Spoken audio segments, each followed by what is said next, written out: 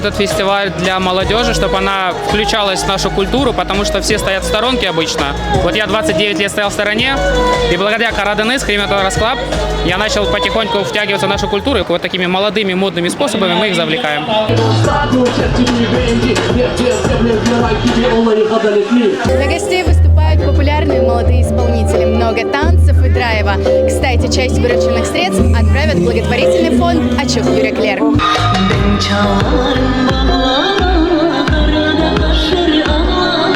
И здесь очень приятная атмосфера.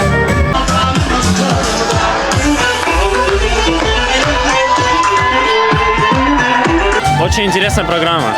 Приятно, что наши крымские татары такие создают мероприятия, что можно прийти провести время.